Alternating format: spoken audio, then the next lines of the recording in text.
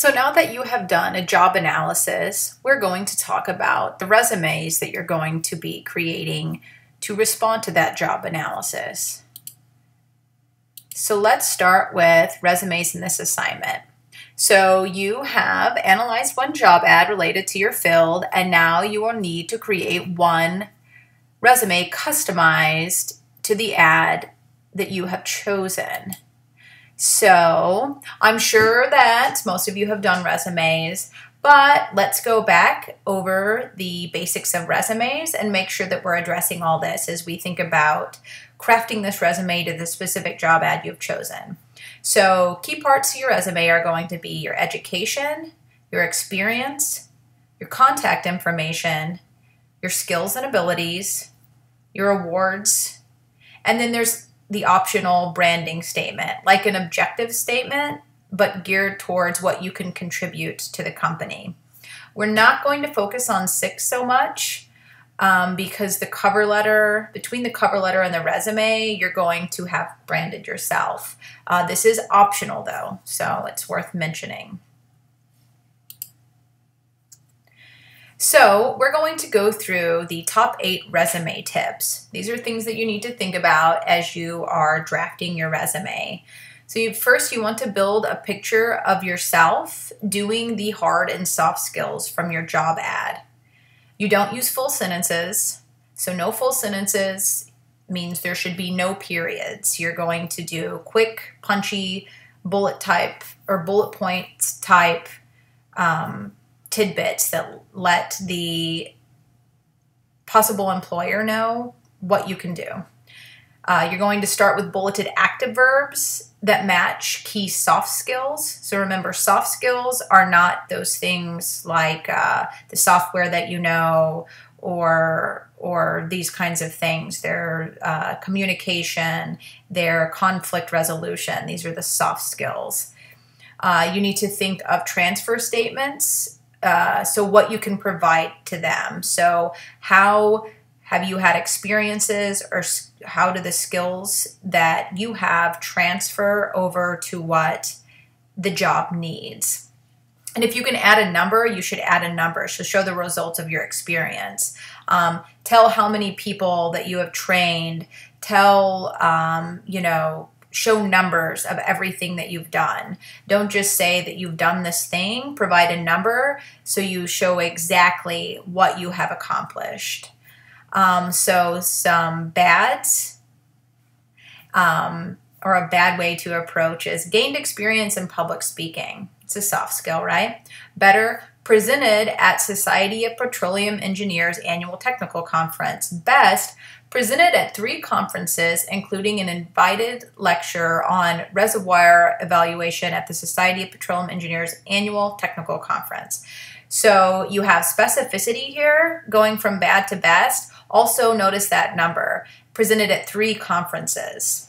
I would add to this, another way that you could have used numbers in this is that how many people that you spoke to, how large was the audience. But any way that you can provide numbers that demonstrate kind of the vastness of what you've done is going to be very helpful.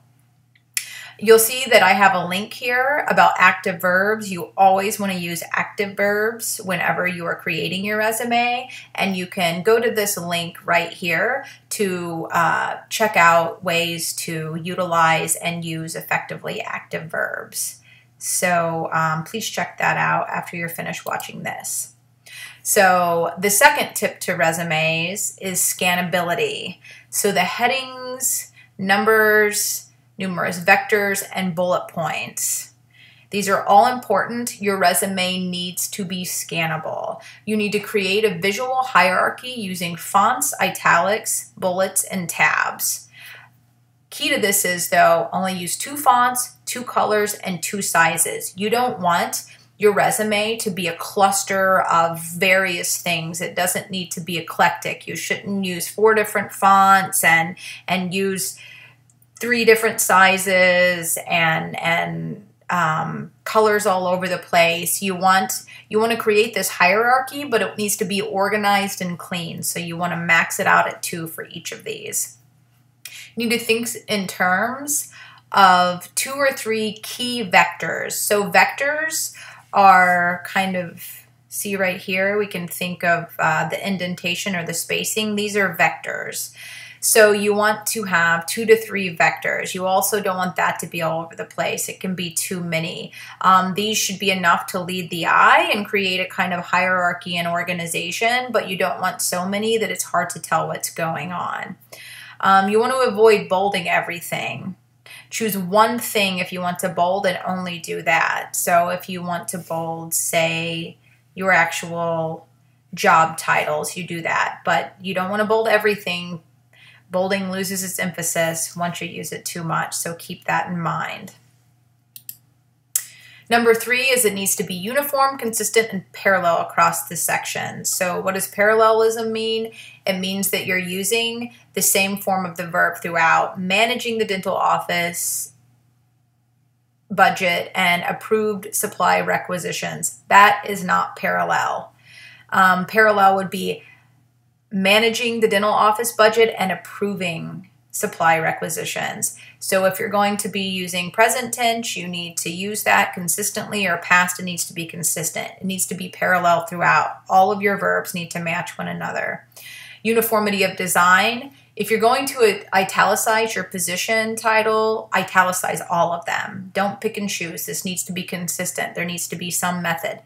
If you're going to align your dates of employment, 8 spaces after your employer name, then you need to make sure that you do it 8 spaces after all of them. Basically, use the same format for every single section.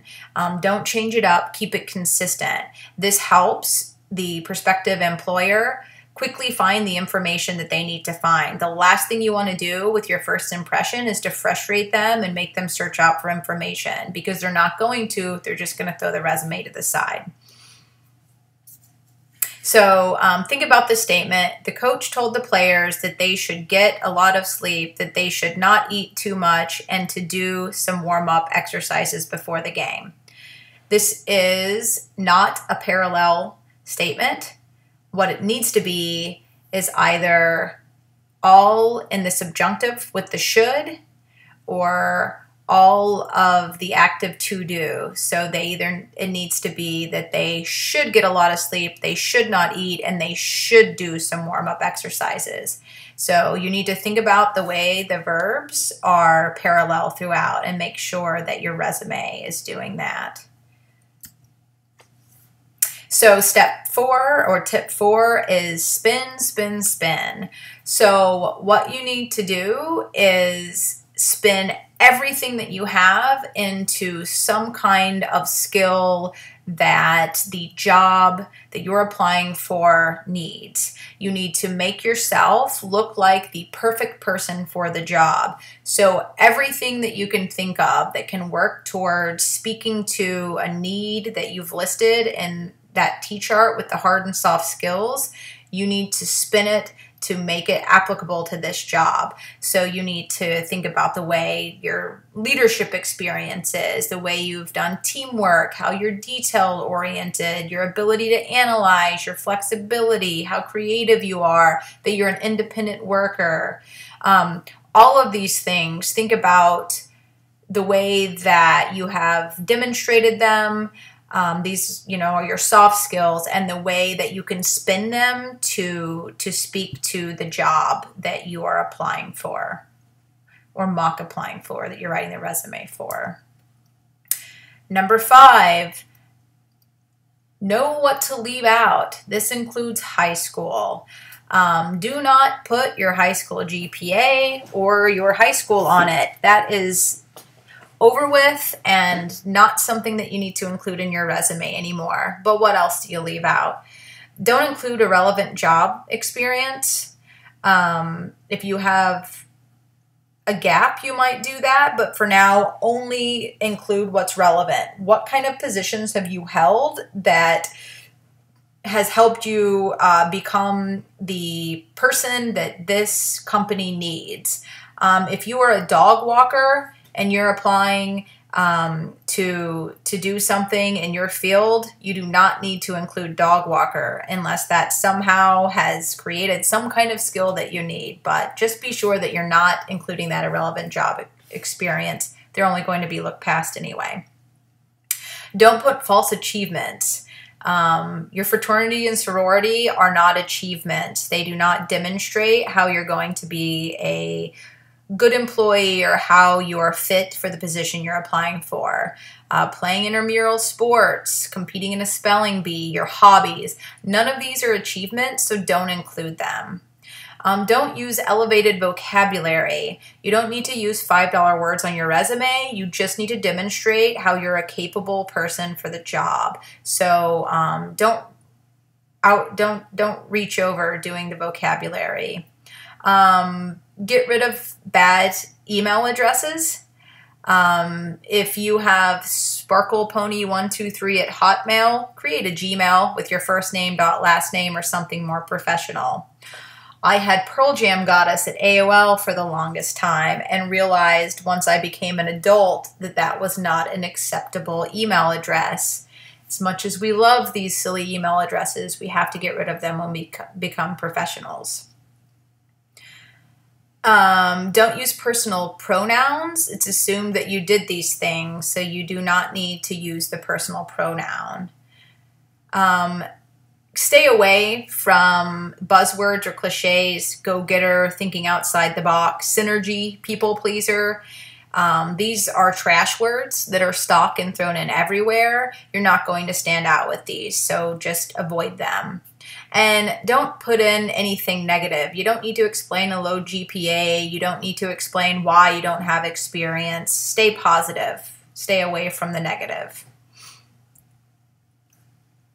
So, objective statement. Do you need one? Probably no. It's a waste of space and time, and it's old-fashioned. If you want to include one, make sure it's highly specific to the job and shows your ethos matches that of the company's. If you do want to do one, include one. If you are shifting fields radically and need to explain how and why you're qualified, and include an executive statement later in life if you have numerous experience across multiple fields that you want to tie together coherently for the job you're applying to. So right now, as you're coming into the field, you probably don't need one. If you do use one, you need to do it very effectively so it is not a waste of your time. Make sure that you're showing the way your ethos matches the company's when you do this. Otherwise, the only reason that you really need to do one is after you have a lot of experience, if you've kind of hopped from place to place and you want to demonstrate, you know, the way that, why you're making the transition that you are. Number 7, use templates. So you can search Pinterest. I provided the link here, which you can click on within the PowerPoint that I provided. You can also use tables as outlined in the readings. Think about how artsy is too artsy. Now you're still just conveying facts and information, so don't go too crazy with your templates. You want it to be clear and concise. It should be visually pleasing, but remember that this is a resume, so keep that in mind, that you're providing a quick scannable document that demonstrates how you're fit for a job. Whenever you save your resume or submit your resume, you should save it as a PDF with first name, last name, .pdf. So whenever someone opens your resume, you have that first and last name. They immediately know whose resume it is. It should be very easy for the person that you're sending it to identify it as yours. You should also make it printable and photocopiable. So rule of thumb, make everything as easy as you can for the person that's reading it and is deciding whether or not you get an interview. And don't go below a 0.8 on the margins or below an 11-point font. Below 11 is going to be very hard to read, and you don't want to do that to the person reading it. And the 0.8 margins, that's just too much space on the paper. So keep that in mind as you create your resume. Now you can go ahead and look at sample resumes. I've provided some links within the PowerPoint again, so you can go check those out. We're going to do resume analysis as homework, so you can find them right here. And finally, I'm going to reiterate this. We've already talked about this at the beginning, but the key parts of your resume, what you need to have in is your education, college only. You can provide your grade point average, your experience, and this needs to be experience that's related to the job. So it can be jobs, courses, internships, volunteering if it's related to the job ad.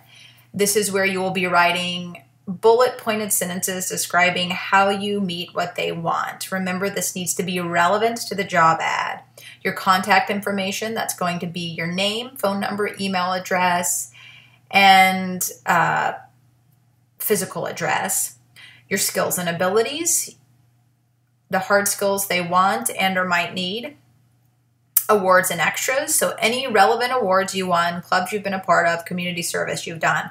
Remember, don't use false achievements. Don't talk about your hobbies. Don't talk about winning a racquetball tournament. Don't list your fraternity in this. And you're optional. You can include a branding statement if you'd like that is specifically geared towards what you can contribute to the company.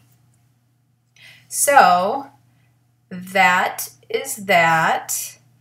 And let's go on to do some analysis and take a stab at crafting our own resumes now.